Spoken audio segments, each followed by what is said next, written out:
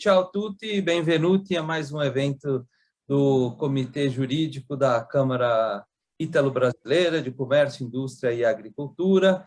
E esse é um evento especial, não só pelo tema, mas também pela presença de autoridades do assunto e por ser um evento do COJUR em parceria com a Rete Giovani, presidida pelo nosso querido Eduardo Morelli.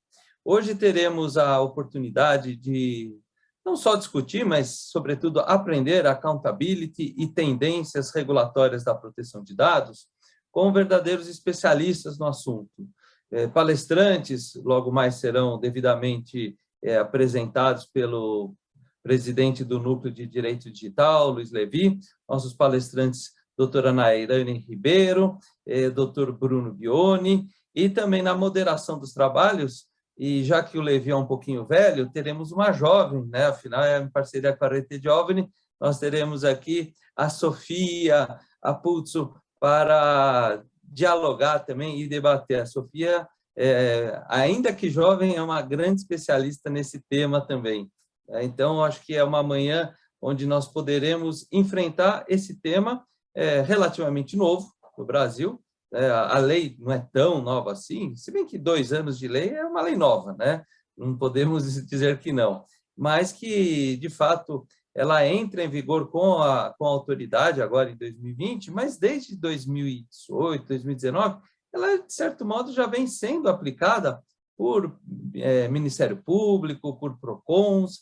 Então, é um tema bem atual e de interesse a todos, né? E importantíssimo para o universo das empresas. Então, eu tenho certeza que hoje será uma manhã muito proveitosa para aqueles que não acompanharem ao vivo, depois e assistirem pelo YouTube. Então, não será uma manhã para vocês, mas em qualquer momento do dia que vocês assistam esse webinar, tenho certeza que aprenderão muito com os nossos especialistas. Então, por fim, um último agradecimento aos nossos palestrantes e moderadores, ao Levi por ter organizado esse webinar e à própria Italcam na figura do nosso presidente Graziano Messana.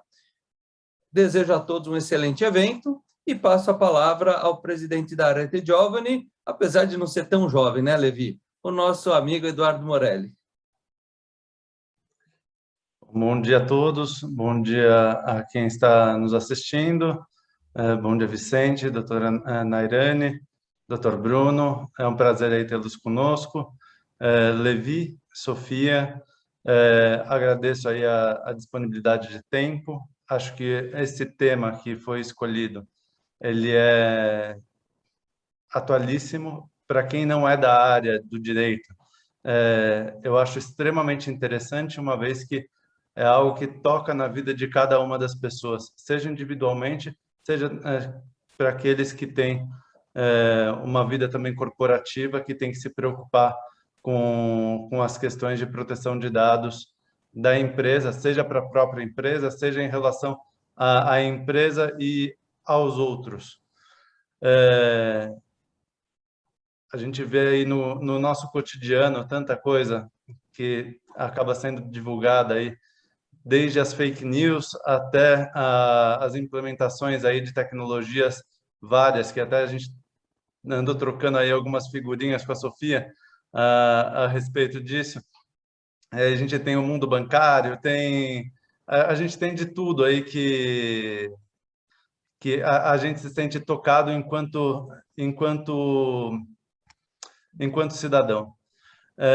Então, vou agradecer aí novamente a todos vocês, agradeço também, assim como o Vicente, ao nosso presidente Graziano Messana, por sempre proporcionar e sempre dar a possibilidade da gente trazer em debate temas bastante interessantes. Esse vídeo, como conversado aí com cada um de vocês, vai ser disponibilizado no YouTube da Câmara, e aí espero que a gente tenha aí um bom prosseguimento. Eu e o Vicente, nós vamos nos retirar para deixar vocês à vontade para poder fazer as apresentações e depois entrar em debate. Tá bem? Obrigado novamente. Bom, agradeço mais uma vez, tá? Em nome, inclusive, do presidente Graziano Messana, do nosso presidente Vicente e do nosso presidente Eduardo, cada um, obviamente, na sua competência. E agradeço principalmente à doutora Dairane, ao doutor Bruno e à doutora Sofia por terem aceitado esse convite. É um tema realmente, como o Eduardo falou, de extrema importância, porque a gente fala que dado pessoal é vida, né? Dado pessoal, o que está por trás do dado pessoal, da proteção do dado pessoal, é um direito fundamental, né? Um direito fundamental de toda pessoa natural. E quando a gente fala em direito fundamental, a gente fala em direito de privacidade e intimidade. E então, quando a gente protege o dado pessoal, na verdade, a gente está protegendo um direito fundamental, a gente está protegendo a intimidade e a privacidade, e são esses princípios que norteiam tanto a lei brasileira como a lei europeia e as leis aí estrangeiras espalhadas aí pelo mundo. Então, como é que vai funcionar? A doutora Nairane ela vai começar a sua palestra, né? A ideia hoje é trazer um pouquinho das tendências regulatórias.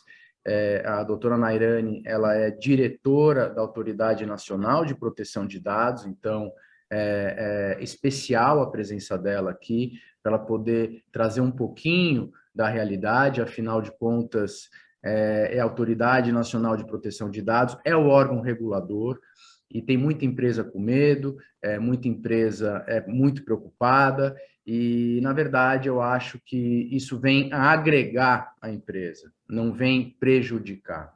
Temos também o Bruno Bione, que é extremamente conhecido, né, no meio de proteção de dados, acho que dispensa maiores apresentações. Ele é cofundador do Data Privacy Brasil e diretor. Ele também foi nomeado como membro integrante do Conselho Nacional de Proteção de Dados. Então, o Bruno e a doutora Nairane acabam trocando figurinhas também, né, no dia a dia. Então, e a Sofia, ela é coordenadora do núcleo de startups, ela é formada em Direito também, e ela tem um viés muito eletrônico, né? Vamos dizer assim, ela foi programadora a vida inteira, então ela traz aí, ela agrega muito também ao debate, porque ela não vai palestrar, mas ela vai mediar juntamente comigo. E ela traz aí uma vertente um pouco mais eletrônica, uma vertente um pouco mais de proteção em termos físicos, em termos de programação, e é isso. Então, sem mais delongas, eu passo a palavra para a doutora Nairane, que vai iniciar aí a explanação. Doutora Nairane, fique à vontade. Bom dia a todos. Bom, antes de mais nada, né, agradecer o convite que me foi feito pelo Luiz Levi, agradecer, claro, né, a Câmara Italiana de Comércio, né, que está promovendo esse evento, e aí, nesse sentido, eu cumprimento o Vicente e o Eduardo, e também, claro, não posso deixar de cumprimentar o meu colega do painel, que é o Bruno, e também a Sofia, que está aqui neste painel como mediadora. Então, bom dia a todos, obrigada a todos por estarmos juntos aqui nesta manhã. Bom, Luiz, gostaria de começar falando que as perguntas que vocês fizeram na chamada do evento já foram muito interessantes, né? Elas são perguntas que são as perguntas dos empresários, que, na verdade, esse evento é um pouco focado neles, né? No que eles, nas dúvidas de se, por acaso, a LGPD se aplica a eles, né? O que é que eles devem fazer, quais as sanções, além, claro, das questões regulatórias, das novidades regulatórias que a gente tem no nosso ordenamento jurídico. Então, para a primeira pergunta, se a lei se aplica para você, eu tenho uma resposta muito rápida e direta, objetiva, é sim, né?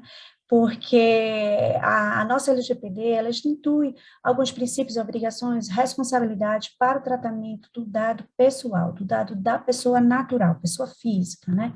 Então, mesmo que isso não seja o objeto da própria operação, né, da organização, normalmente as empresas acabam tratando o dado pessoal, né?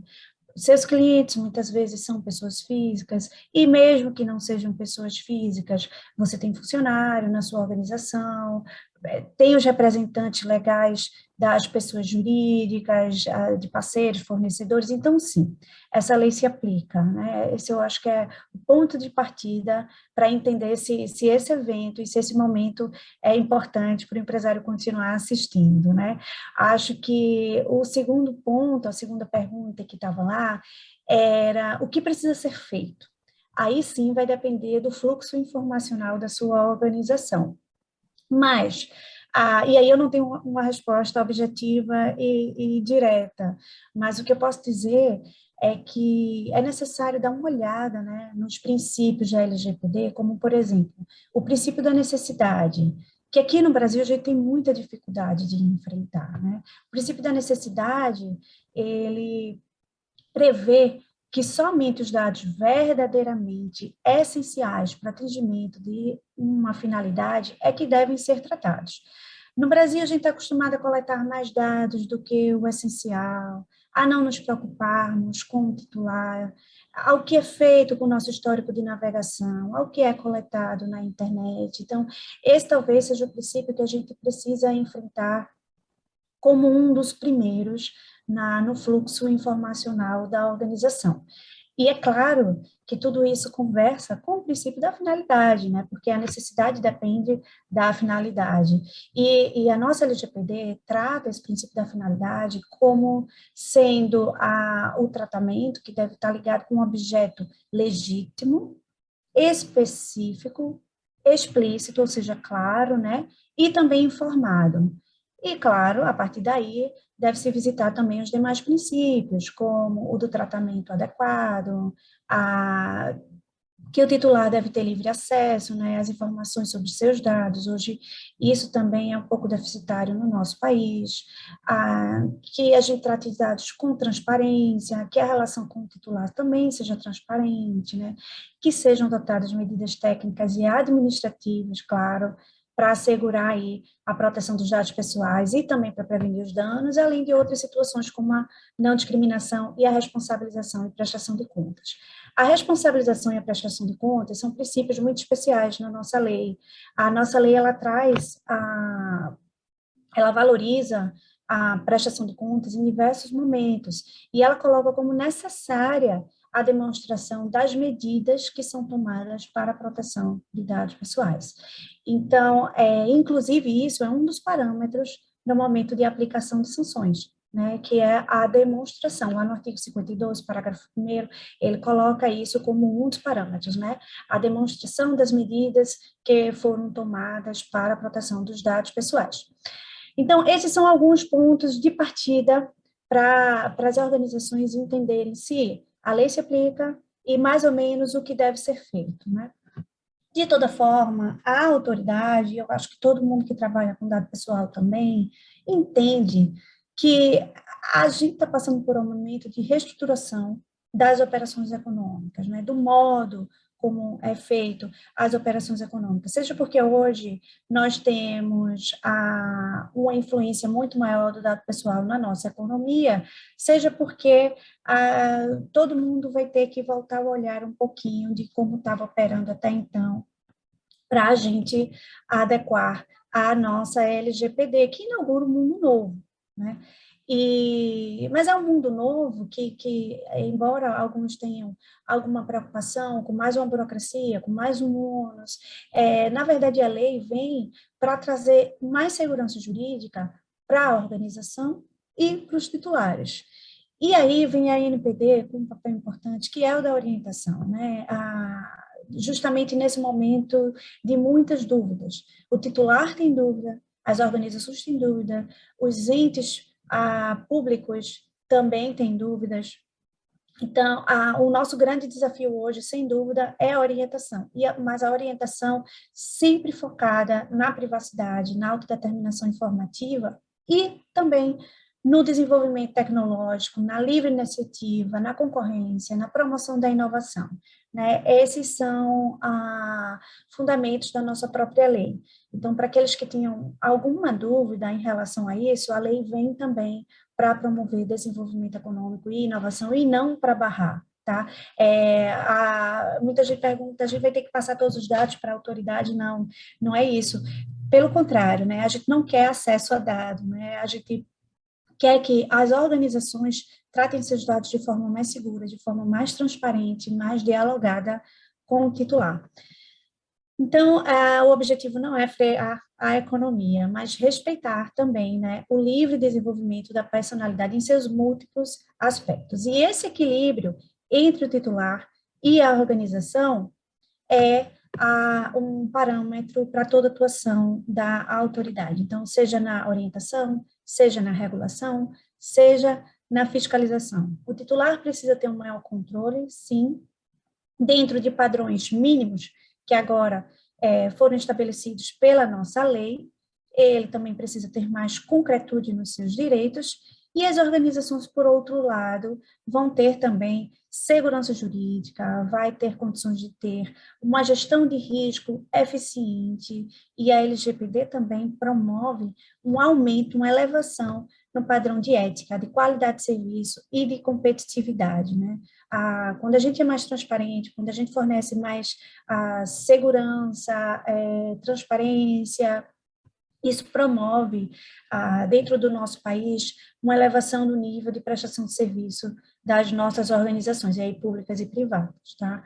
E coloca o Brasil também em outro patamar de competitividade dentro e fora do país, né? Então, essa postura orientativa, ela é um papel central e ela deve ser totalmente interligada aí às outras competências, como a da regulação e da fiscalização.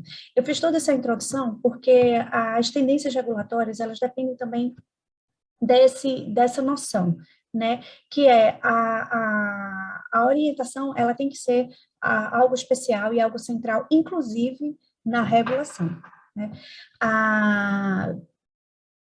Dentro das tendências regulatórias, a ANPD vem tentado adotar justamente uma tendência que é mundial, que é a da regulação responsiva, né? A regulação responsiva, ela se baseia num trabalho conjunto com o setor regulado, né?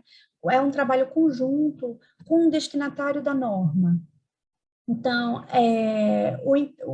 o foco é que para quem se aplica a norma, há uma participação também na sua construção. Então, isso aumenta o grau de compliance, claro, né, porque há uma participação conjunta nessa construção.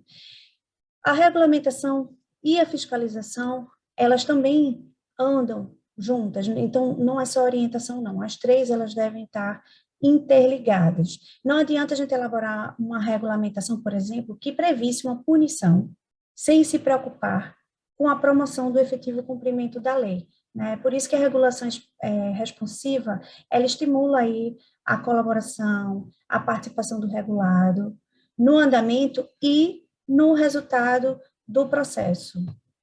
A gente tem uma especial necessidade de uma regulamentação diferenciada daquele modelo tradicional de comando e controle. Eu regulamento e você simplesmente atende. Ou então, eu promovo uma fiscalização e você simplesmente cumpre a sanção, né? A responsividade aqui, ela atrai o regulado para participar do próprio resultado, né? Então, a gente não pretende ter uma regulação absolutamente fixa, uma regulação escrita em pedra, com difícil flexibilidade, né?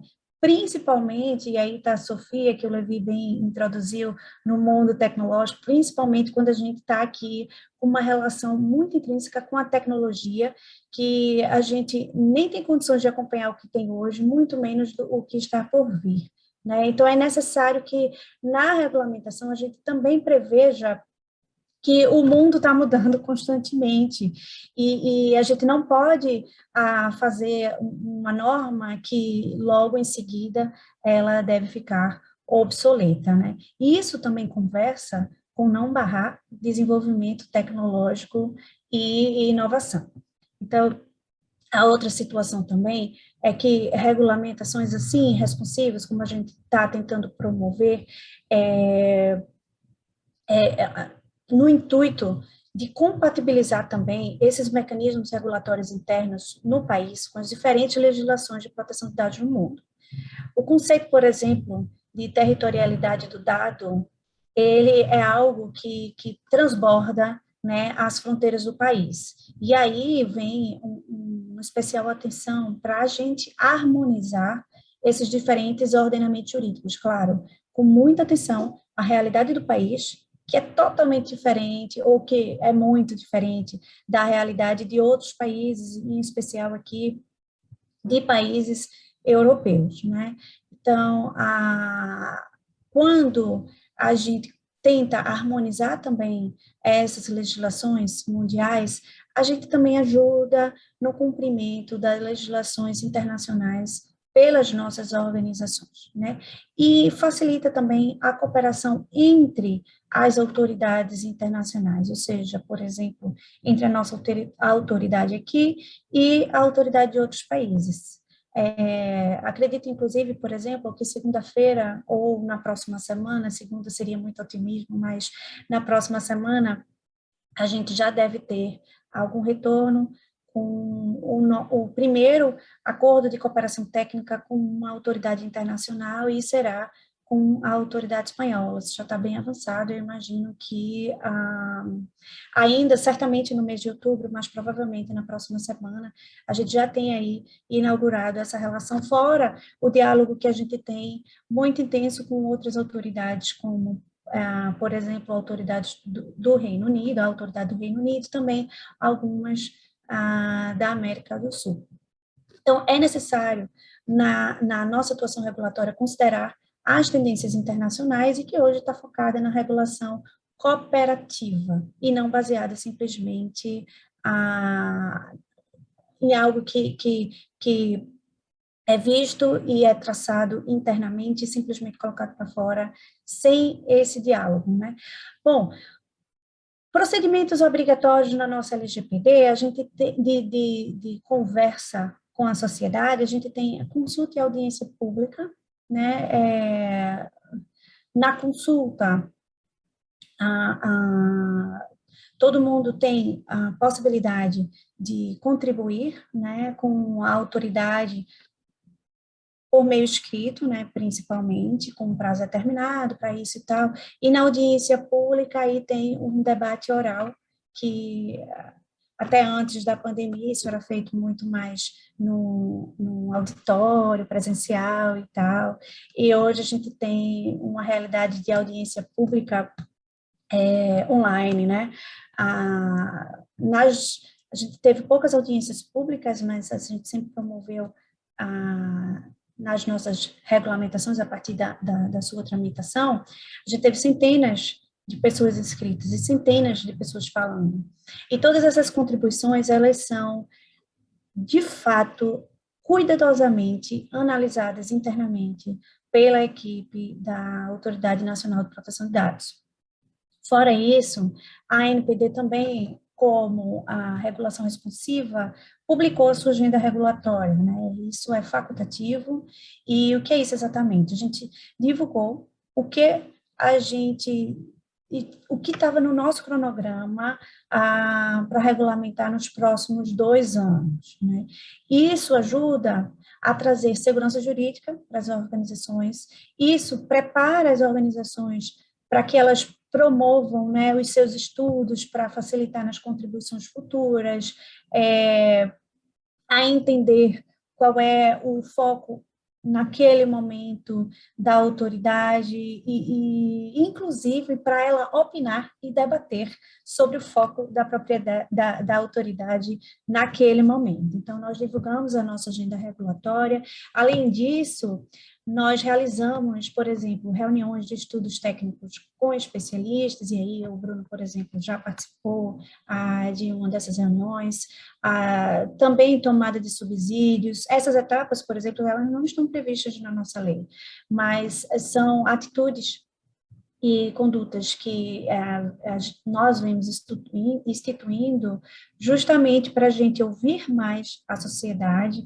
e construir, né, uma norma que se atenha, né, às dificuldades, né, aos pontos que são levantados, né, por quem participa, né. Isso traz, claro, como eu venho bem falando, que isso é muito importante, é um valor super importante para a autoridade, que é a segurança jurídica, e também a proteção dos direitos dos titulares. E aí eu acho que a gente consegue um equilíbrio melhor também, porque a gente, a partir dessa conversa, a gente também entende as dificuldades das organizações, em especial aqui das organizações privadas, né?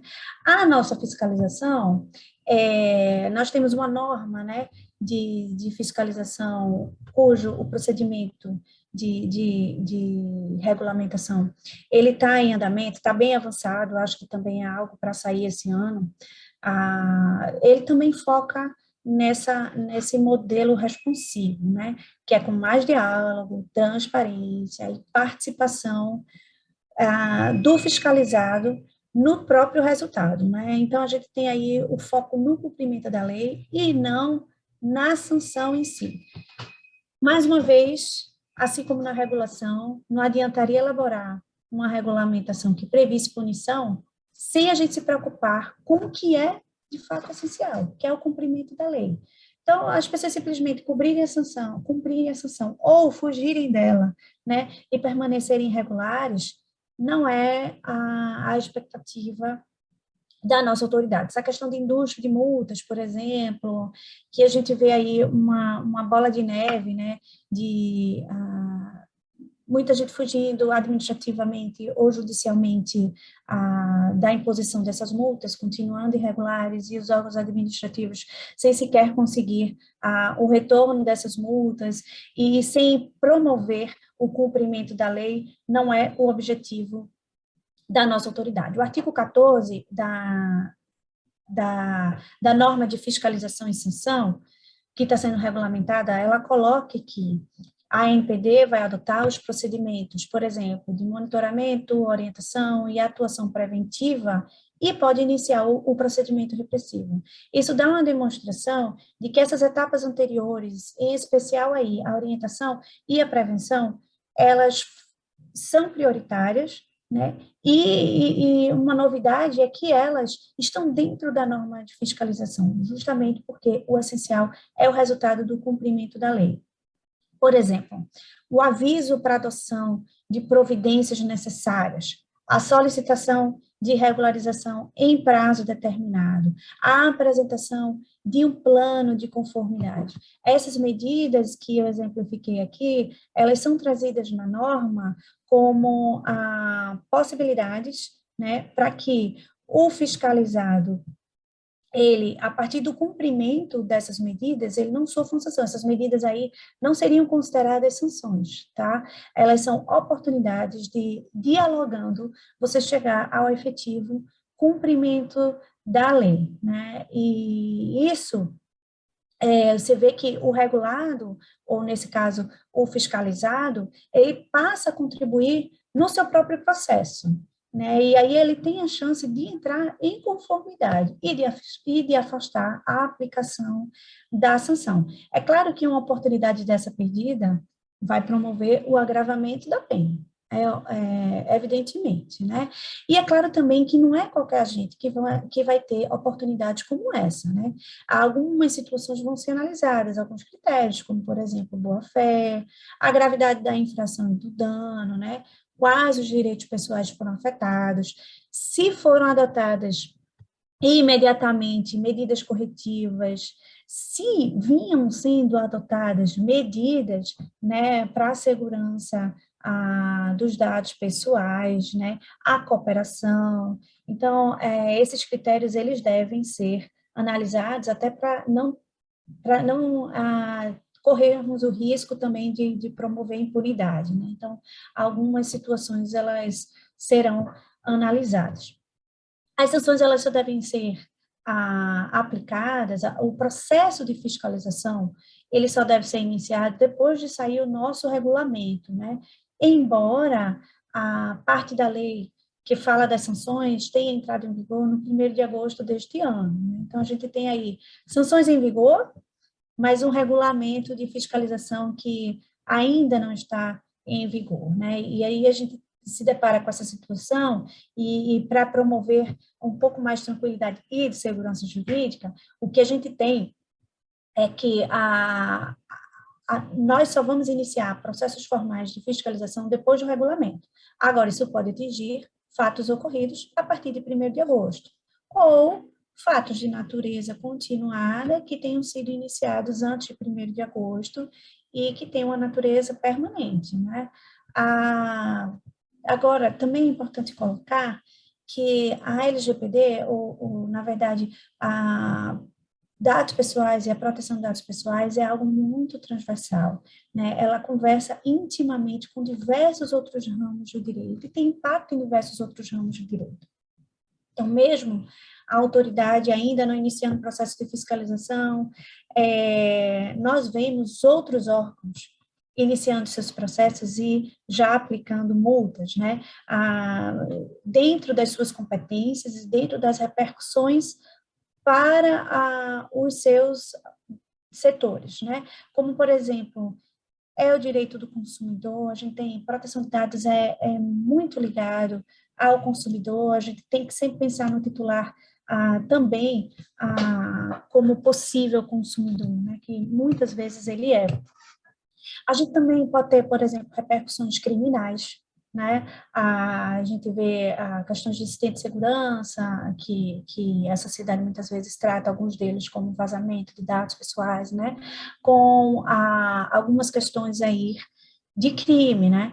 Então, a eventual aplicação de penalidade pela NPD ou não aplicação de penalidade pela NPD, que é o que temos hoje, não vai impedir a atuação de outros órgãos, claro, dentro das respectivas competências, seus respectivos focos e suas respectivas legislações. Por exemplo, eles não podem aplicar as sanções previstas na LGPD, né? Essas sanções previstas na LGPD, elas são de aplicação exclusiva da autoridade, da ANPD. Mas o Código de Defesa do Consumidor, por exemplo, dá outras opções para o PROCON, né? Então, são essas situações. E aí, como tendência regulatória, eu posso falar também um pouquinho mais aqui do que hoje talvez seja o debate atual dentro da autoridade, que é a regulamentação para agentes de pequeno porte, né? Bom, entendemos e sabemos que a LGPD traz regras com complexidade, traz regras que muitas vezes são difíceis para empresas com pouca ou nenhuma estruturação física, financeira, operacional, normalmente tem uma dificuldade maior de conseguir implementá-las, né? A própria lei previu que a autoridade ela tinha uma obrigação de trazer regras facilitadas e simplificadas para micro e pequenas empresas e também para startups, né? E aí é por isso que está em andamento uma resolução do intuito de ajudar a promover a conformidade de pequenas organizações. Isso garante ou tem o foco de proteger também o direito dos titulares. Se essas organizações não estiverem preparadas, o titular ele está desprotegido. Fora que essas organizações também, como elas já apresentam bem mais de 90% das organizações privadas, quando a gente as regulamenta ou regulamenta regras para elas, a gente amplia o debate. elas são interessadas, os titulares são interessados, os órgãos públicos são interessados no resultado dessa resolução e também as grandes empresas, porque os agentes de pequeno porte são muitas vezes fornecedores de grandes empresas e elas, as grandes, elas só estarão em conformidade se toda a sua cadeia estiver. Porque, por exemplo, se o incidente de segurança com o dado que é da responsabilidade de uma grande empresa e está sendo tratado por uma micro ou uma pequena empresa, e o incidente de segurança ocorre a partir da pequena empresa, a grande ela também será responsabilizada. Então, promover o debate de âmbito nacional e que tenha agentes diretamente interessados no país todo, aumenta também uma compreensão da lei, promove eventos como esses, né, de hoje, né, que a gente está aqui conversando. A proposta é que sejam enquadrados como agentes de tratamento de pequeno porte, as micro e pequenas empresas formais, as startups, e também alguns outros entes, né, como alguns sem personalidade jurídica, e a gente pode entrar, por exemplo, condomínios, né, pessoas jurídicas sem fins lucrativos, como algumas associações, fundações, algumas organizações religiosas em algum momento, né? E pessoas naturais que tratam dados também para fins econômicos, porque a LGPD também se aplica para elas, né? A ideia é simplificar e flexibilizar algumas regras, né? Dispensando algumas obrigações. Prazos, por exemplo, da lei podem ser ampliados, né? E alguns direitos do titular podem ter alguma flexibilização, né, como, por exemplo, portabilidade, ou ao modelo de declaração, né, dos dados pessoais que os titulares podem ter acesso, né. A dispensa do encarregado, claro, desde que seja disponibilizado um canal de comunicação com o titular, né, isso também pode haver essa dispensa. Eu digo tudo isso pode, porque nós iniciamos, né, um texto, nós propusemos um texto e ele foi submetido à audiência pública, à consulta pública. Hoje, nós temos audiência pública, né, consulta e audiência pública aí em andamento, então as contribuições sociais elas estão sendo recebidas e serão analisadas. Então a gente sabe como o texto começa, mas a gente não sabe como o texto termina, porque a gente às vezes tem uma ideia e depois de analisar as contribuições a gente vê que a coisa pode ser um pouco diferente, que o resultado pode ser melhor se a gente adotar algumas questões diferentes. A intenção é participação social, né, com visões diferentes, com maior efetividade, construída de maneira participativa, né, e essa, para nós, da ANPD, é a tendência regulatória, né, que pelas nossas pesquisas, é uma tendência mundial e que pretendemos adotar internamente. E aí, enfim, tem algumas questões, como, por exemplo, se os agentes de pequeno porte devem esperar ou não a resolução para se adequar, e aí a gente poderia falar mais algum monte aqui de como é a atuação com outros órgãos também, se vai haver uma articulação em que medida, a gente também poderia falar mais um bocado, mas para eu não monopolizar todo o tempo, eu vou agora facultar a palavra aí ao Luiz e à Sofia, que fiquem muito à vontade aqui para explorar um pouquinho, ou essas perguntas que eu coloquei, que são perguntas de muitos, ou outras que vieram aqui a partir desses elementos introdutórios que eu coloquei.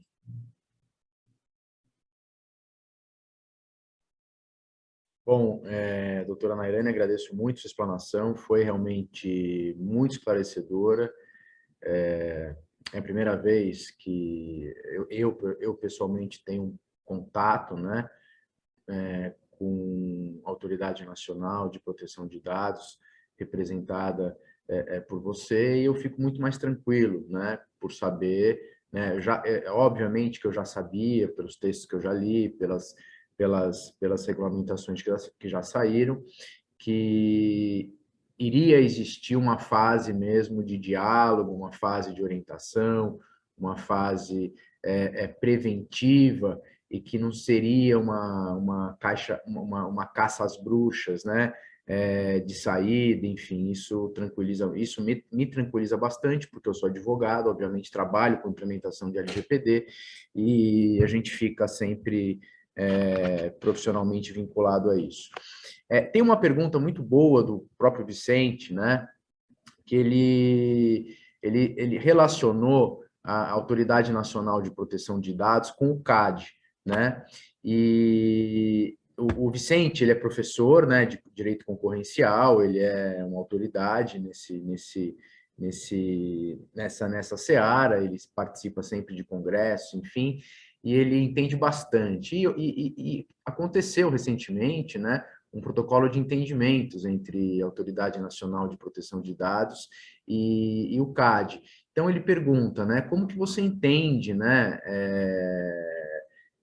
existe, de fato, uma vantagem competitiva para as empresas, né? Como é que você enxerga isso? Bom, a atuação com o CAD, né, a gente tem, de fato, já um acordo firmado, né, com o CAD, com a Senacom e com o CERT-PR, então, vejam que cada um tem um motivo, né, a gente fala com o CAD porque, como eu falei no início, dado hoje tem tudo a ver com a economia, e às vezes quem tem dado tem um domínio econômico também, né? Então, por isso que é necessário uma atuação conjunta, né, com o CAD. Em andamento, a gente tem acordos com o TSE, com o MEC, né, que é para promover a educação também a nível escolar em relação à proteção de dados, e com o Ministério Público Federal, né, que é para ajudar em algumas apurações. Bom, a articulação com o CAD, né, e com alguns outros órgãos, elas ajudam a promover segurança jurídica. Eu vou citar, e ajudam também em diversas outras situações. A padronização de interpretação, né, porque imagina, dar um exemplo, sei lá, a Anatel, né, que tem muito consumidor, que tem muito dado pessoal. Se a gente tem uma interpretação de um jeito e a Anatel tem de outro, o regulado, que aí seriam as empresas de telecomunicações, elas ficariam um pouco perdidas, né? Qual seria, de fato, a interpretação e qual linha que eu devo seguir. Esse é um dos pontos super importantes, né, da atuação conjunta. A gente tem também o aumento da capilaridade da fiscalização e da orientação. A gente tem um aumento de força, né, quando a gente trabalha conjuntamente também. E a gente também tem uma superação do limite das competências. Aí eu tenho um exemplo, e aí eu posso falar de nome envolvido e tal, porque foi amplamente divulgado, que foi o exemplo da cooperação que a ANPD teve com o CAD, com o MPF e com a Senacom, que foi em relação, né, ao WhatsApp. A gente teve aí, com essa união de forças, um diálogo que foi muito mais eficiente com um grupo gigante, né? E aí a gente conseguiu uma atuação orientativa e que o foco foi justamente a proteção aos direitos dos titulares, né? Então, esse é um exemplo de uma atuação conjunta com o CAD ou com outros órgãos. E, de fato, há uma vantagem competitiva, deve haver uma vantagem competitiva para quem tiver adequado. Eu digo isso porque a gente viu esse retrato em quem começou antes, né? Fora do país, a gente teve...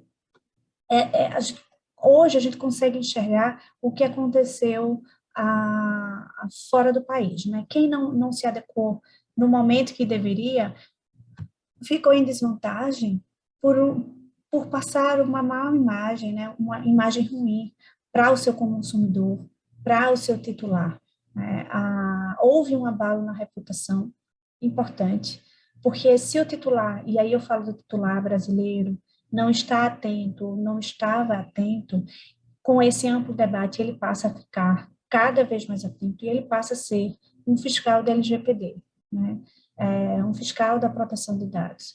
Fora outros custos aí, como o custo financeiro, o custo regulatório da não adequação e custos judiciais, porque a gente tem hoje um consumidor que demanda muito, né, na instância judicial. Isso pode repercutir também em relação à proteção de dados. Mas, Luiz, eu não sei se era exatamente essa sua pergunta na relação que o CAD podia ter com a NPD, mas a relação, assim, ela é muito direta por conta do domínio econômico que os dados e o conhecimento das informações pode dar a quem estiver, né? Não, sim, com certeza. Eu tenho até um exemplo também, né, com relação à vantagem econômica. Não quero tomar o tempo demais, né, de vocês, mas aqui no escritório, nas operações de M&A, que a nossa área de M&A faz, a gente já começa a receber um monte de solicitação de documentos envolvendo LGPD, envolvendo adequação, e quem vai comprar a empresa, obviamente, a gente atua nas duas pontas, né, tanto para quem compra como para quem vende. A avaliação da empresa ela tem sido maior quando a empresa consegue comprovar que ela está adequada à LGPD. Então, isso a gente tá vivendo na prática, é muito legal mesmo. Pois é, algumas avaliações, elas não são só financeiras, né, no CAD.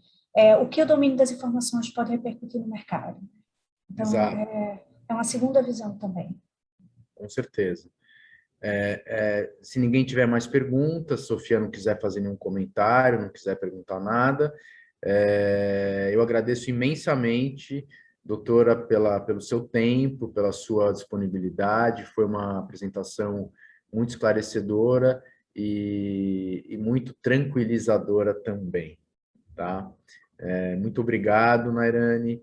E eu sei que você tem as suas ocupações. Se você precisar sair, fique super à vontade, tá? E depois a gente vai disponibilizar o link para todo mundo e a gente fica à sua disposição, tanto eu como a Câmara Italiana e como todos aqui envolvidos. Muito obrigada. Obrigada, Luiz. Obrigada, Sofia. É uma pena que eu não ouvi o Bruno, eu sempre gosto bastante, eu sempre aprendo com ele, vai ser uma pena eu sair antes de ouvi-lo, mas o dever chama, né? Então, muito obrigada a todo mundo também que ouviu um pouquinho até aqui e até outra oportunidade. Muito obrigado, doutora. Tchau. Tchau, tchau. Bom, Bruno, fique à vontade, já apresentei você. O Bruno, ele é fundador, né, cofundador do Data Privacy Brasil. Quem tiver interesse, vocês entram depois no Data Privacy. Ele realmente ele traz muita coisa interessante, ele está realmente envolvido, né, o Data Privacy Brasil. O Bruno está muito envolvido nessa questão. Eu costumo consultar os textos dele, os textos que o Data Privacy publica semanalmente. O Data Privacy Brasil, ele publica sempre, no início da semana, salvo engano, sempre um resumo do que vem acontecendo em proteção de dados, né, questões tecnológicas também. Me fugiu o termo quando eu apresentei, falei eletrônicas, mas era tecnológica, né, a Sofia. E então, além, né, da academia propriamente, né? O Bruno é professor, o Bruno ele é doutorando pela USP. Você é doutorando, né, Bruno? Ele é doutorando pela USP. Ele fez cursos no exterior sobre proteção de dados. Então, realmente, ele é a pessoa certa também para falar um pouquinho da experiência que ele tem. Bruno, fica à vontade. Obrigado, Levi. Bom, primeiro, bom dia a todos e todas. Também dar um bom dia especial aqui para a Sofia, assim como para o Dr. Vicente Magnoli e também o Eduardo, a quem eu cumprimento e também agradeço muitíssimo o convite para poder estar aqui conversando com vocês no dia de hoje. Acho que é uma oportunidade única diante da relevância que a Câmara Ítalo Brasileiro tem, né, não apenas perante seus associados, mas também há uma diversa rede de agentes econômicos que estão conectados, né, por assim dizer, né, a própria Câmara de Arbitragem, entre outras ações interessantíssimas que vale a pena seguir de perto. Então, eu vou tentar fazer uma fala que vai procurar dialogar bastante com o que a diretora Nayarane, da Autoridade de Proteção de Dados Pessoais, colocou inicialmente, e a partir disso tentar também enfatizar não apenas a primeira parte, mas também a segunda do título da provocação, muito feliz, do painel, que cruza accountability com tendências regulatórias. Como o Levi já me apresentou, eu hoje sou fundador, diretor e executivo tanto da escola como também da Associação Data Privacy Brasil de Pesquisa, já convidando vocês, todos e todas, para a gente poder se manter conectado e dialogando através dos estudos que nós temos conduzidos, para além de newsletter, o próprio boletim, o Observatório da Privacidade, que são plataformas onde que a gente procura facilitar o acesso ao conhecimento sobre privacidade e proteção de dados pessoais no Brasil. O tema da accountability, né? Ele é um princípio, né? Hoje é mais do que nunca positivado no ordenamento jurídico brasileiro.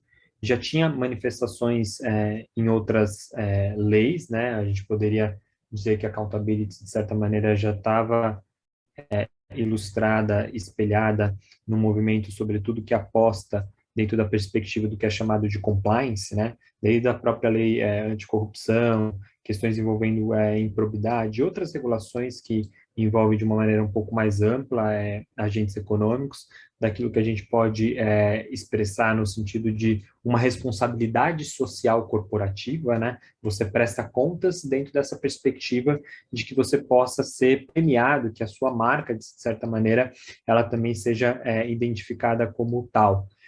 Só que eu acho que com a aprovação da Lei Geral de Proteção de Dados Pessoais, realmente a gente tem uma modernização regulatória no Brasil que nos joga para um outro lugar, seja para a própria positivação no sentido mais expresso, explícito desse princípio, dessa norma no ordenamento jurídico brasileiro, né? Então a accountability ela passa a ser de fato ali uma norma expressa na Lei Geral de Proteção de Dados Pessoais no artigo 6º, inciso 10, e foi muito feliz, penso eu, acredito, o legislador, ao traduzir o termo accountability dentro de um binômio que é da prestação de contas e da responsabilidade, né? Isso vai trabalhar diretamente com aquilo que a Nayarane colocou. O órgão regulador ele vai responsabilizar eventuais medidas transgressoras, e ele também irá premiar boas práticas na exata correspondência daquilo que pode se identificar com um exercício mais intenso, mais colaborativo em termos de prestação de contas, né?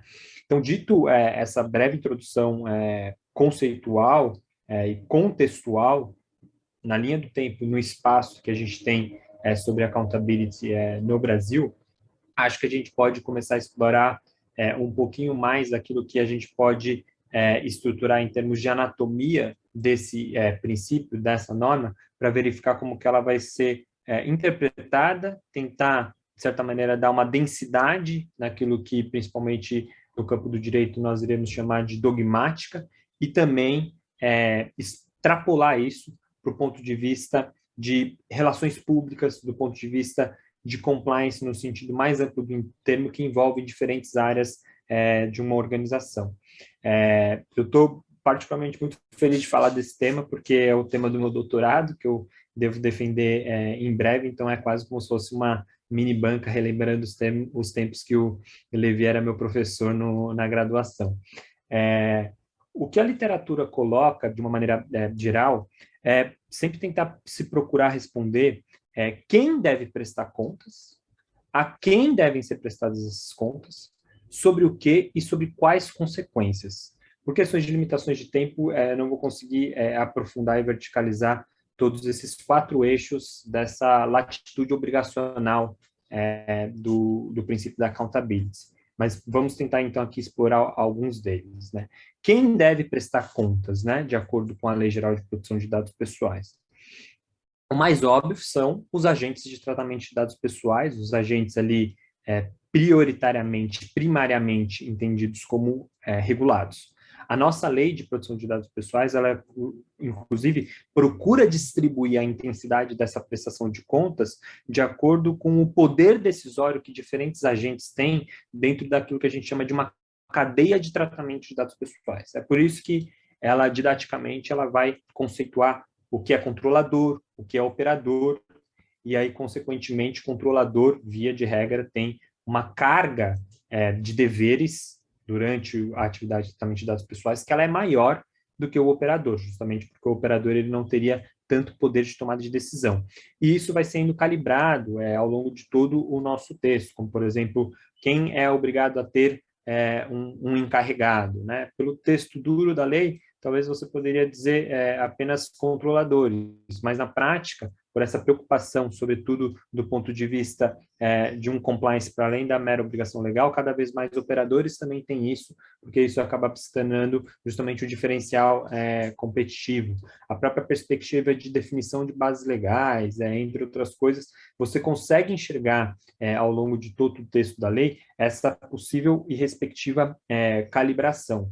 A nossa lei, ela inclusive incentiva que essa prestação de contas, ela não seja apenas individual, mas ela seja cada vez mais coletiva. Isso vai ao encontro de um movimento que a gente já está vendo no Brasil, que é do próprio setor se articular para ele poder prestar contas, por exemplo, para apenas citar uma dessas ferramentas, através de códigos de boas condutas, para proteger o setor em si, e não apenas agentes econômicos daquele determinado setor. É o que fez agora, por exemplo, o setor da saúde, especialmente agentes econômicos ligados à assistência suplementar à saúde, já se anteciparam. Na verdade, é uma coisa super inteligente em termos de estratégias regulatórias. Antes do regulador te questionar, antes do regulador ele solicitar uma prestação de contas, você se adianta e fala aquilo que você entende enquanto uma boa prática. Então, é importante mobilizar esse princípio, também do ponto de vista de entender quais são as estratégias e o tempo regulatório, por assim dizer, que a gente tende a ver nesses próximos anos, mas também, diria eu, a médio e longo prazo.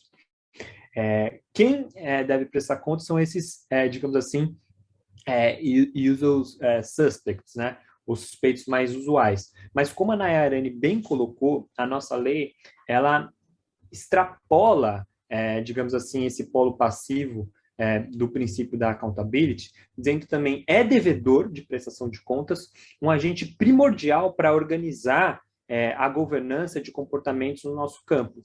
Quem é esse ator primordial? Quem é, por assim dizer, o maestro ou a maestra da regulação? É a Autoridade Nacional de Proteção de Dados Pessoais. Ela foi alocada, ela foi criada para isso, para fazer essa coordenação entre diferentes atores, inclusive do ponto de vista mais de setores, né?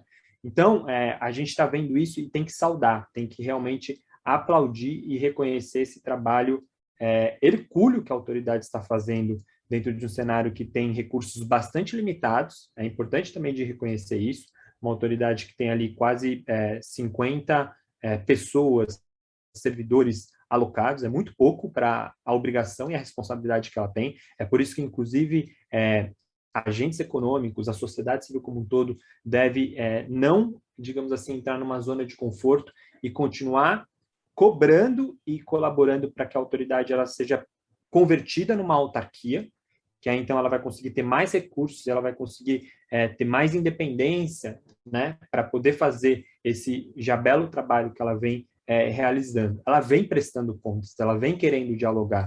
O que a Nayarane colocou não é pouca coisa. Publicizar a agenda regulatória, onde você consegue ver os próximos anos de atuação, aquilo que ela vai priorizar. Isso é dizer para a sociedade, eu irei olhar com mais cuidado para esses pontos, para esses temas, e você pode se antecipar a esse movimento e colaborar comigo. Não é pouca coisa a autoridade, para toda e qualquer regulação que ela coloca com vários instrumentos públicos de participação, publicar, por exemplo, análises de impacto regulatório, dizendo eu tenho as opções A, B ou C, e estou colocando aqui nessa primeira minuta de regulação a opção A, mas você, enquanto colaborador, enquanto também regulador, no sentido mais amplo e colaborativo do termo, você pode dizer, eventualmente, se você concorda, discorda, e vamos, então, procurar sofisticar juntos aquilo que a gente entenderá enquanto uma boa regulação. Ou seja, vários atores prestam contas, e eu acho que, sobretudo nesse momento, quem tem mais prestado contas é o próprio órgão regulador, para ele poder angariar essa legitimidade, sobretudo num estágio muito inicial da sua vida institucional. Sobre o que se presta contas, né? A Nayarene fez essa fala, ela disse, olha, a gente entende que é uma lei, digamos assim, com uma alta envergadura, tem várias ferramentas para você prestar contas, desde ter um registro de uma atividade de tratamento de dados pessoais, desde, eventualmente, ter uma documentação especial, se uma base legal ela é diferente, ela carrega consigo uma maior discricionariedade para a gente tratamento de dados pessoais como um legítimo interesse. A gente, na Associação da Parte do Brasil de Pesquisa, a gente tem defendido que tem que haver uma documentação especial, tem que haver uma prestação de contas diferente dessa base legal para outras. Você tem a figura do relatório de impacto à proteção de dados pessoais, onde que essa prestação de contas vai ficar mais intensa se a atividade ela é de alto risco. E você tem uma prestação de contas que ela pode ser mais simplificada ou flexibilizada, justamente quando você tem a combinação de um agente de pequeno porte, que é isso que a gente está discutindo hoje na consulta pública sobre pequenas empresas e startups, associada à perspectiva se ela também não tem uma atividade de alto risco, né? É importante mencionar isso porque é flexibilização, não é dispensa.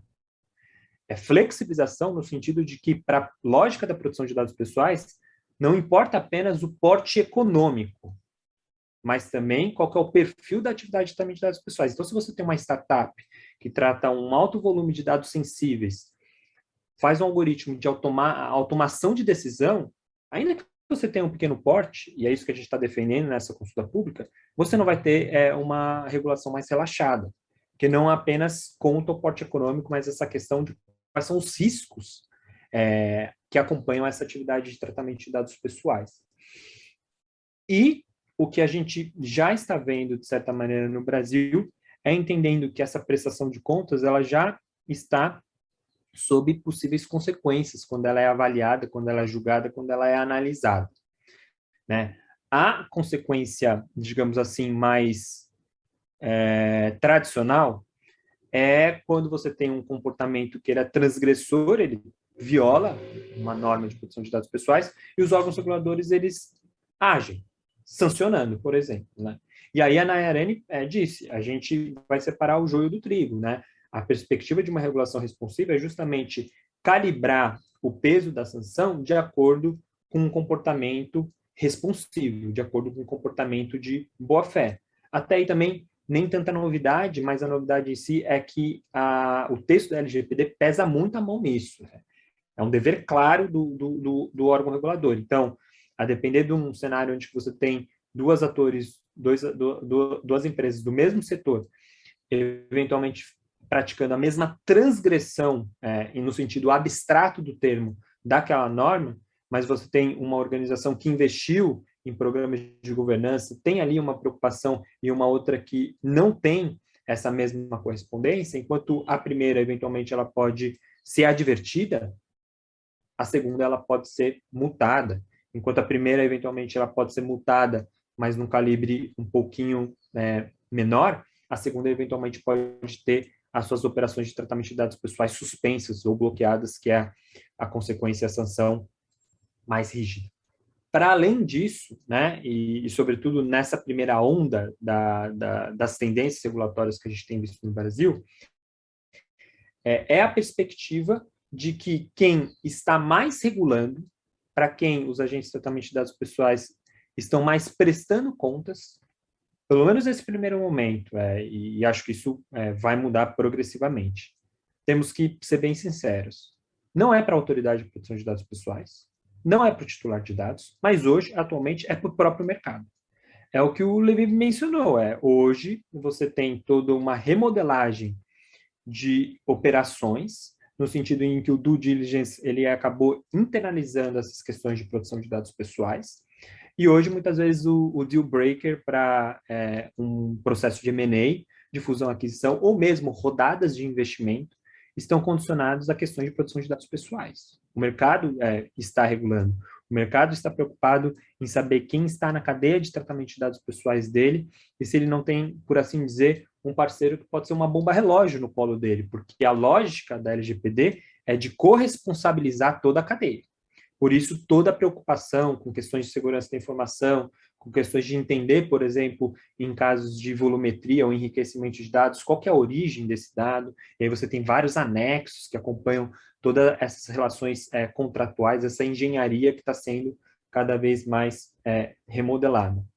A gente também já tem visto como que a própria reputação das organizações também está sendo calibrada por questões relacionadas à proteção de dados pessoais. E aí já tem um enlace de uma pressão dos agentes concorrentes, dos competidores, com uma percepção do consumidor, né?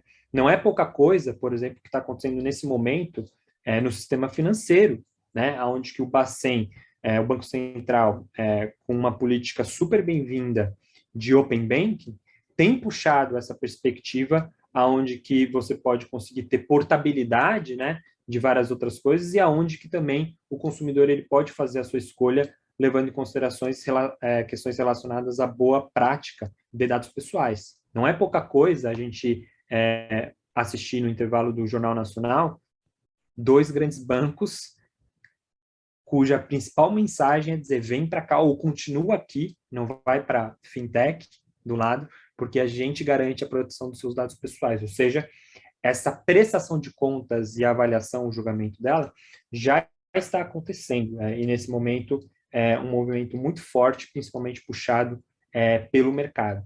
Isso também já está acontecendo por organizações de proteção de direitos difusos e coletivos, né? É importante também mencionar isso. A gente tem no Brasil uma história muito bem sucedida de um Sistema Nacional de Defesa do Consumidor, onde que Ministério Público, defensorias, PROCONs, a própria Secretaria Nacional de Defesa do Consumidor tem atuado para fazer a proteção desse ente que é considerado vulnerável, nós consumidores titulares de dados, né?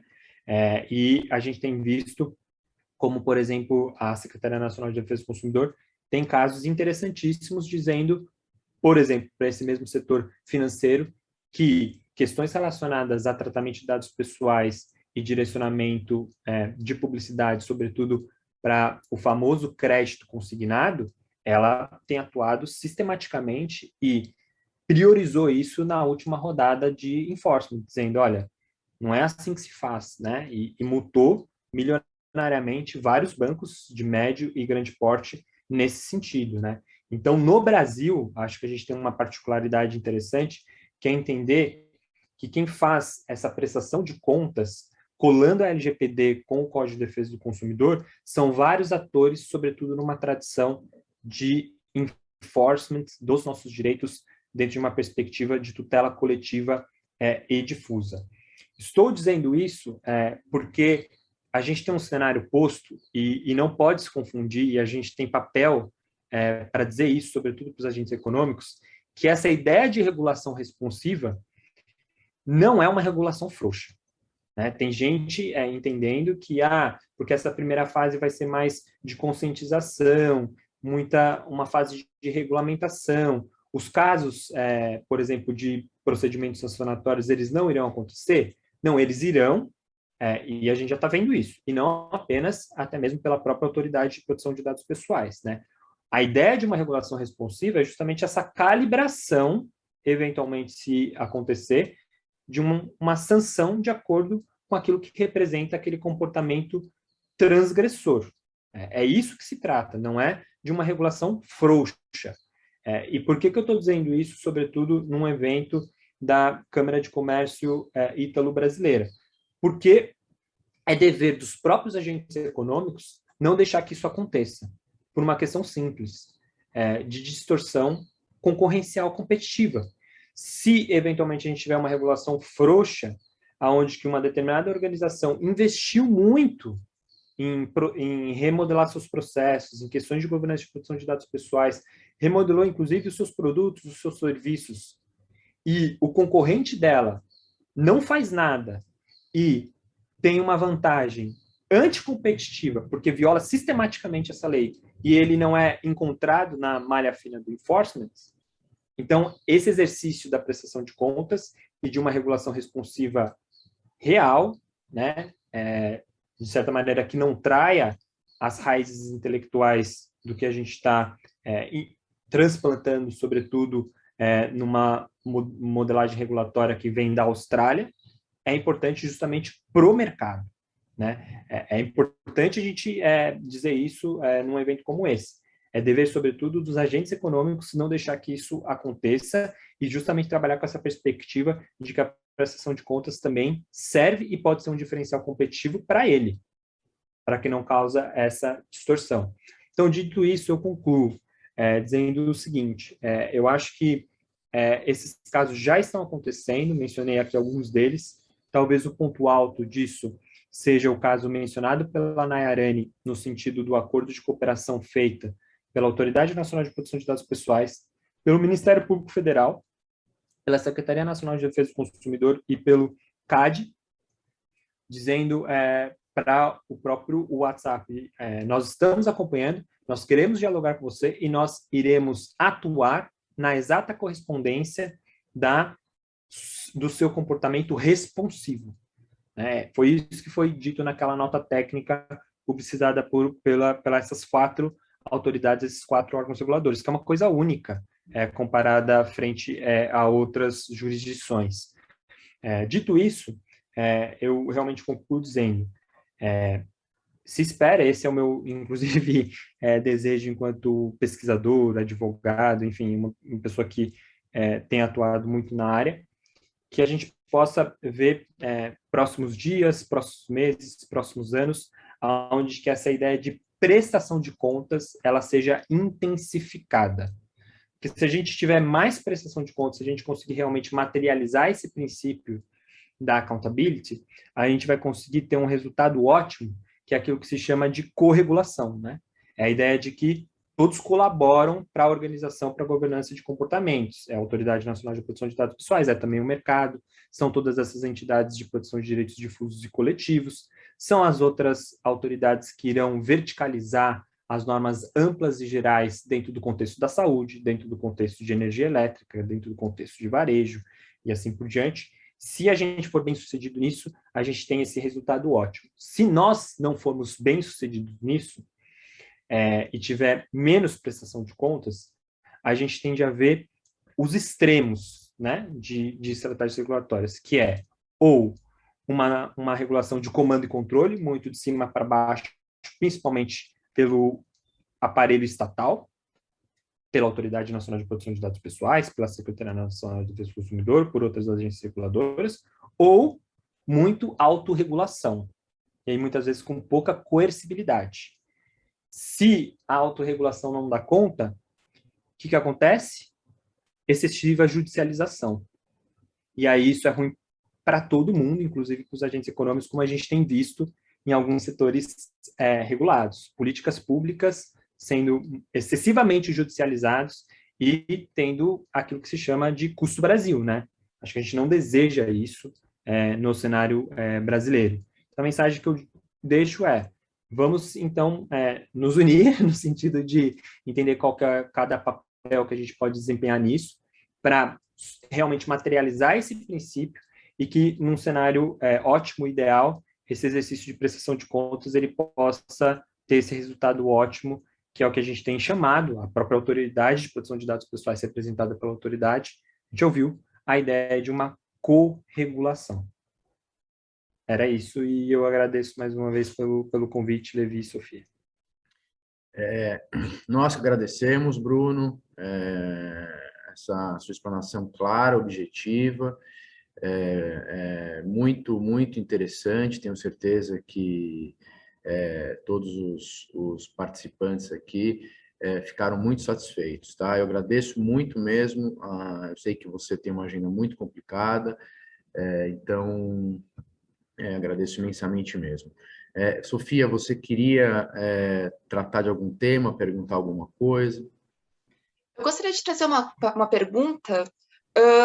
Talvez fosse uma pergunta que tivesse feito até no começo, mas aproveitando a oportunidade aqui, Bruno, a gente vê muito aqui uma dificuldade, eu acho que especialmente com pessoas que não falam inglês, ou então países que não têm inglês como o principal idioma, com a questão de accountability, né? Porque a gente não tem uma tradução muito exata. Às vezes a gente traduz como responsabilidade, mas ali ainda falta algum significado.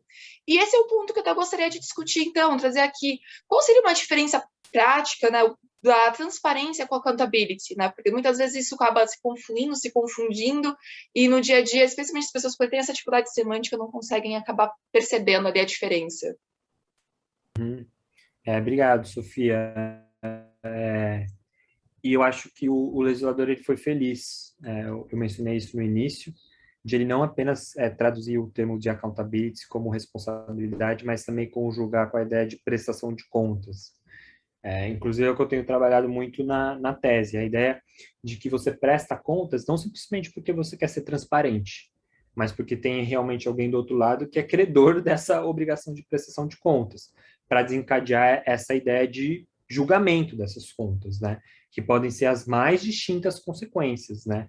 Tanto essa questão reputacional, tanto como a questão do ponto de vista mais duro de procedimentos sancionatórios. E uma última questão que eu acho essencial, que é que você também presta contas, não para você ser apenas punido, mas para você ser premiado. Trabalhar com a perspectiva de normas premiais. E você pode ser premiado de diferentes formas. A gente falou aqui, você pode ser premiado porque você vai ver que lá na frente você vai ter a rodada de investimentos que você está procurando. Você vai ser premiado porque lá na frente, quando você tiver um processo de M&A, a sua evaluation ela vai ser maior, ela não vai ser menor. Você pode ser premiado porque, mesmo você prestando um serviço mais caro, você vai ser bem sucedido nas suas negociações, porque os agentes econômicos estão procurando parceiros que tenham um mínimo de maturidade de compliance. E você pode ser premiado pelo próprio consumidor, que irá fazer as suas escolhas a partir dessa perspectiva de boas práticas, de transparência, dessa ideia de uma responsabilidade social corporativa, onde que a tomada de decisão não seja apenas o preço, né? E, por exemplo, a gente acredita muito nisso no Data Privacy Brasil. A gente acredita também que esse exercício de prestação de contas, ele pode ser intensificado por organizações do terceiro setor, pela própria academia. Por isso que a gente lançou recentemente um prêmio artigo 50, fazendo alusão ao dispositivo da LGPD, que incentiva isso, dizendo, olha, submetam coisas inovadoras que vocês fizeram dentro das organizações de vocês, que a gente, dentro de uma perspectiva, uma comissão multissetorial, inclusive tem várias questões de governança, enfim, que vocês podem ter os detalhes no texto, nós queremos associar, por assim dizer, essa nossa perspectiva de alguém que é imparcial, né, nessa rede de governança, para dizer, olha, realmente vocês inovaram, está aqui o prêmio, é uma coisa simbólica, mas isso já tem acontecido em diferentes outras esferas, inclusive no campo de proteção de dados pessoais fora do Brasil. A Epic tem prêmios sobre isso, que é uma organização relevantíssima, sobretudo no cenário estadunidense, entre outras organizações. Uma outra coisa que eu tenho defendido, enquanto conselheiro, acho que agora eu posso levar ainda mais essa pauta para isso, sobretudo para a Autoridade de Proteção de Dados Pessoais, mas tenho defendido isso já desde os trabalhos preparatórios da LGPD, entender como até mesmo quando você vai ter aplicação de sanções ou multas, e que isso não pode autofinanciar a autoridade, né? Tem essa disposição expressa na nossa LGPD, para onde que vai esse dinheiro? Vai para o Fundo de Direitos Difusos Coletivos. A gente sabe que tem várias complicações em termos de represamento, né, desse fundo, mas ele tem um propósito, ele serve para o quê? Para alimentar e instrumentalizar ações para a proteção de direitos difusos coletivos. Proteção de dados pessoais é um desses. Por que não afetar, né, a ideia de um patrimônio de afetação? Por que não afetar eventuais multas que serão aplicadas por diferentes atores relacionadas a violações de proteção de dados pessoais como algo que pode, por exemplo, gerar financiamento para as universidades, para as organizações de terceiro setor, ou até mesmo para empreendedorismo, que leva em consideração privacidade e proteção de dados pessoais, tem boas medidas de privacy by design. Outra coisa que eu tenho defendido dentro dessa perspectiva de prestação de contas e de normas premiais, qual que é o papel dos bancos públicos e também dos bancos privados? Por exemplo, o BNDES, né? Ele não é apenas um banco, ele é um banco de desenvolvimento nacional. Será que a gente tendo ali um cenário mais arrojado, com linhas de financiamento para internet das coisas, com linha de financiamento para inteligência artificial, ele não pode considerar, se não como critério de elegibilidade até, mas como pelo menos critério diferencial, organizações que tenham metodologias robustas de privacy by design, toda uma perspectiva onde que você também premia esses comportamentos, você vai ter um fácil acesso a um fundo para você desenvolver, para você inovar. Qual que é o papel do poder público dentro dessa perspectiva de prestação de contas no sentido amplo? As contratações elas continuarão existindo. Será que em licitações também isso poderia ser considerado como uma perspectiva de avaliação não apenas técnica da organização no sentido estrito, né? Com quem o governo vai contratar? Ele tem que contratar com organizações que tenham um bom histórico de proteção de dados pessoais e que, sobretudo, apresentem isso nas suas próprias propostas dentro desse certame, né? Então, a gente também tem que reconhecer um pouco o limite do direito. Então, a gente está falando aqui dessa perspectiva mais ampla de accountability e dentro dessa perspectiva mais ampla de que também é necessário política pública.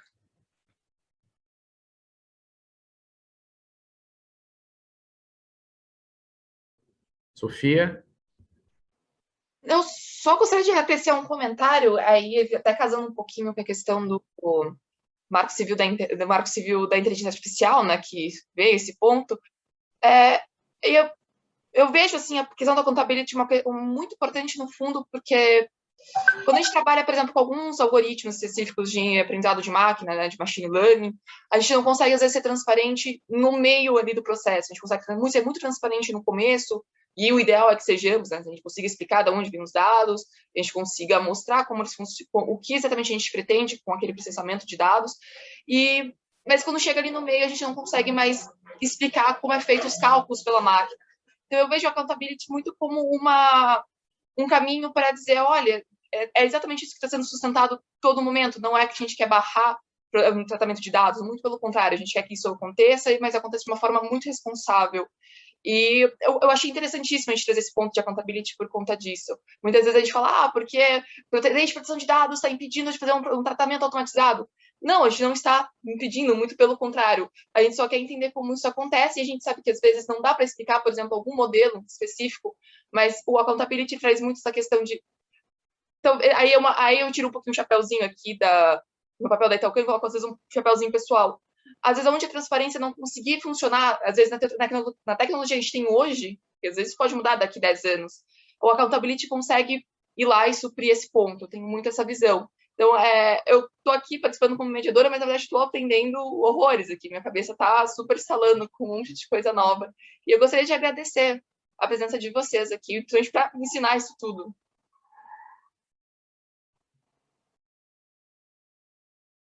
Perfeito, Sofia, obrigado. Antes de fazer o último agradecimento ao Bruno, eu gostaria de agradecer aí a presença do vice-presidente da Câmara Italiana, Dr. Mário Batista, que é diretor institucional da Pirelli, e da mesma forma queria agradecer também o Dr. Rosário Zaccaria, que também é vice-presidente da Câmara, que estava conosco participando e que é diretor da Enel. Bruno, agradeço imensamente, mais uma vez, a sua presença, a sua disponibilidade, os seus esclarecimentos, e depois esse link vai ficar disponível. Eu vou pedir para o Eduardo depois mandar para mim esse link, para eu mandar para você disponibilizar no Data Privacy Brasil, né? E é isso. Para não terminar sem responder uma pergunta, teve um senhor que perguntou como é que ele deve, agradeceu todo mundo, e como é que ele deve se preparar para implementar a LGPD e oferecer isso aos clientes. Eu não acho que pergunta, não acho que o foco é esse nesse momento, mas o senhor pode entrar em contato com a Câmara e depois a Câmara pode reverter o seu contato para mim ou qualquer outra pessoa que a Câmara entenda e para se tratar um pouco mais disso, tá? Bruno, mais uma vez, muito obrigado. Sofia, mais uma vez, muito obrigado. Vamos nos falar, Bruno, bastante, Sofia, trocar bastante figurinha. Agradeço o presidente Vice-Magnoli, o presidente Eduardo e, obviamente, o presidente da Câmara, Graziano Messana, pela oportunidade.